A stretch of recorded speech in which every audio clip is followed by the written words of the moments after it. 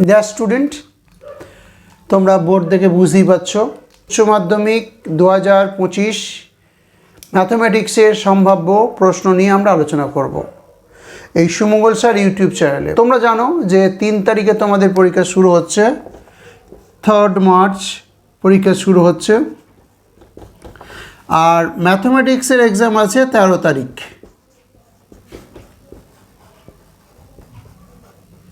আশা করি প্রিপারেশন চূড়ান্ত পর্যায়ে তোমাদের চলছে।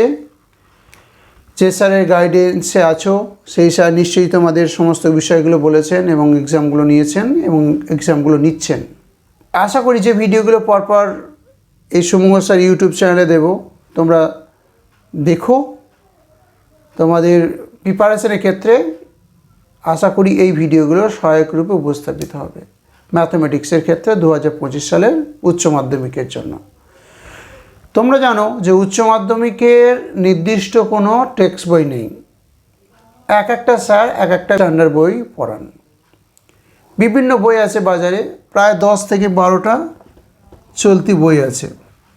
এবার তুমি যে স্যারের গাইডেন্সে আছো তিনি একটা বই প্রেসক্রাইব করেন বা তিনি সেই বইটা করেন। সমস্ত বই ভালো, প্র্যাকটিসগুলো ঠিকঠাক করবে। আজকে প্রথম পার্টে আমরা উচ্চ মাধ্যমিকের ম্যাথমেটিক্সের নাম্বার বিভাজনগুলো দেখব এবং কিভাবে কোশ্চেনগুলো ট্যাকেল করা যায় এবং কিভাবে বিষয়গুলো উপস্থাপিত করা যায় আমরা পরপর বলি। চল 10 কি 12টা যেটা বইটা বলছিলাম, 10-12টা চলতি বই আছে। সেই চলতি বইগুলোর মধ্যে 2-3টে তোমরা বই করছো, তার সাথে সাথে প্রশ্ন বলতে প্রিভিয়াস ইয়ার, অর্থাৎ তুমি 2024, 2023, 2022, এইরকম 2021 এইরকম প্যাটার্ন ওয়াইজ কোশ্চেনগুলো দেখছো। অর্থাৎ প্রিভিয়াস ইয়ার কোশ্চেনগুলো কিন্তু খুব ইম্পর্টেন্ট তোমাদের প্যাটার্ন সম্পর্কে জানা। আর একটা বড় কথা হচ্ছে উচ্চ মাধ্যমিকে ম্যাথমেটিক্সের ক্ষেত্রে হিউজ অপশান থাকে। ধরো তোমায় একটা প্রশ্ন উত্তর করতে হবে, সেখানে তুমি দেখবে 2টো প্রশ্ন দেওয়া আছে, অর্থাৎ 50% অপশান পাচ্ছ। ঠিক একই রকমভাবে একটা প্রশ্ন উত্তর দিতে হচ্ছে কিন্তু তুমি 3টে কোশ্চেন পাচ্ছ। আবার দেখবে 2টো প্রশ্ন উত্তর দিতে হচ্ছে কিন্তু তুমি দেখবে এখানে 4টে কোশ্চেন পাচ্ছ। সো যে চ্যাপ্টারগুলো আছে সেই চ্যাপ্টারগুলো সবগুলো ভালো করে যদি নাও হয় তাহলেও 80 on 80 পাওয়া যায়। 80 on 80 যদি বিষয়টা ক্লিয়ার করি তাহলে আমরা বলবো যে 80 + 20 এই দুটো মার্ক মিলেই আমরা 100 মার্কসের বিষয়টা বলছি। অর্থাৎ এই 80টা হচ্ছে তোমার লিখিত পরীক্ষা বা যেটা বলা হয় থিওরি পরীক্ষা, থিওরি এক্সাম। আর এই 20 মার্কসটা হচ্ছে প্রজেক্ট। তাহলে দেখো 100 মার্কসের যে বিষয়টা বলছি 80 এবং 20 ডিভিশনের ক্ষেত্রে 80টা হচ্ছে লিখিত বা থিওরি এক্সাম আর 20টা হচ্ছে প্রজেক্ট। এবার এই যে 80-র মধ্যে তুমি 80 পেতে পারো, যে ভাগটা বলছিলাম দেখো অপশানগুলোর ক্ষেত্রে একটা কোশ্চেন থাকলে একটা কোশ্চেন অ্যান্সার করতে বলে 2টো দেয়, একটা কোশ্চেন অ্যান্সার করতে বললে 3টে দেয়, 2টো কোশ্চেন অ্যান্সার করতে বলে 4টে দেয়। এইরকম প্যাটার্নগুলো তুমি যদি দেখো তাহলে এই 80 on 80 কীভাবে তুলবে তার একটা সুস্পষ্ট ধারণা তুমি পাবে।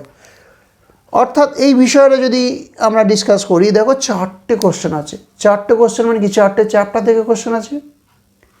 এর মধ্যে 2টো চ্যাপ্টার যদি তোমার খুব ভালো করে করা থাকে আর 2টো চ্যাপ্টার তুমি ভালো করে করোনি তাহলেও দেখো 2টো তুমি অ্যান্সার করতে পারছো, মানে তোমাকে 2টোই করতে বলেছো 2টোই করতে পারছো। অর্থাৎ আমার বলার বিষয়টা হচ্ছে যে চ্যাপ্টারগুলো তুমি করছো উচ্চ মাধ্যমিকের ক্ষেত্রে সেই চ্যাপ্টার কিন্তু ডিটেলসে করবে আর কি কনসেপ্ট ক্লিয়ার করবে।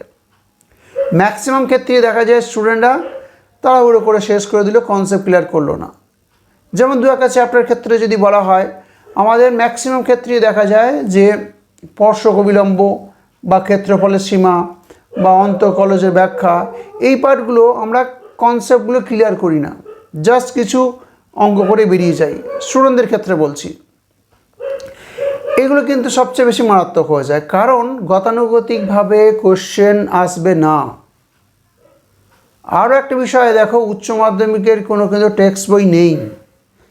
এই যে বলেছিলাম যে 10টা বই, 10টা স্ট্যান্ডার্ড বইয়ের মধ্যে যে কোনো একটা কি দুটো বই করা হচ্ছে। সো তোমাদের কনসেপ্ট ক্লিয়ার করতেই হবে। কনসেপ্ট ক্লিয়ার যদি না থাকে তাহলে 80 or 80 হবে না।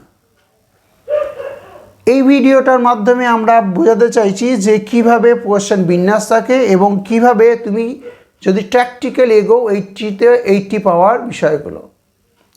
পরবর্তী স্টেজে আমরা সম্ভাব্য প্রশ্ন নিয়ে আলোচনাগুলো করব। অর্থাৎ এই সুমঙ্গল স্যার ইউটিউব চ্যানেলে পরপর আমরা 2025 সালের উচ্চ মাধ্যমিকের সম্ভাব্য ম্যাথামেটিক্সের প্রশ্নগুলো পরপর আপলোড করব। তোমরা চ্যানেলটাকে সাবস্ক্রাইব করে রেখো যাতে ভিডিওগুলো তোমাদের কাছে সরাসরি পৌঁছে যায়। আর উচ্চ মাধ্যমিকের ম্যাথামেটিক্সের নাম্বার তোলাটা খুব সহজ। আরও একবার বলি, কারণ কোশ্চেন বিন্যাস তুমি যদি প্রিভিয়াস ইয়ারের কোশ্চেন দেখো তাহলেই বুঝতে পারবে, এত অপশান পাচ্ছ। সো কনসেপ্ট ক্লিয়ার করো। কনসেপ্ট ক্লিয়ার করলে পরে অটোমেটিক নাম্বার বেড়ে যাবে। আর তাড়াহুড়ো করে শেষ করতে যাবে না, যেটা করছো to the point and concept clear করো। ম্যাথামেটিক্স এমন একটা বিষয়, তুমি যদি কনসেপ্ট ক্লিয়ার করো তাহলে দেখবে যে অটোমেটিক নাম্বার উঠে যাচ্ছে। আর তুমি যদি কনসেপ্ট ক্লিয়ার না করে কিছু গতানুগতিক ম্যাথ করে যাও তাহলে কিন্তু পরীক্ষা হলে কি যখন ঘুরিয়ে দেবে ম্যাথামেটিক্সে তুমি নামাতে পারবে না। এটা কিন্তু মাথায় রাখো, ঠিক আছে? আর টেক্সট বই নেই যেহেতু, তাহলে এটা একটা সমস্যার বিষয় যে সেই বই থেকেই আসবে না। অর্থাৎ 10টা যে স্ট্যান্ডার্ড বই আছে, স্ট্যান্ডার্ড বই যেরকমভাবে দিতে পারে। সো এই বিষয়টা তোমরা মাথায় রেখো। আর পরবর্তীতে পরপর সম্ভাব্য গণিতের প্রশ্নগুলো নিয়ে আলোচনা করাবো। আজকে আমরা 80 and 20 মার্কস নিয়ে 100 কীভাবে বিন্যাস আছে এবং প্রশ্নমালার ক্ষেত্রে কীভাবে স্ট্র্যাটেজি নিয়ে এগোবো সেই বিষয়টা নিয়ে ডিসকাস করলাম। পরবর্তী স্টেজে আমরা পরবর্তী ভিডিওতে সম্ভাব্য প্রশ্নগুলো নিয়ে আলোচনা করব।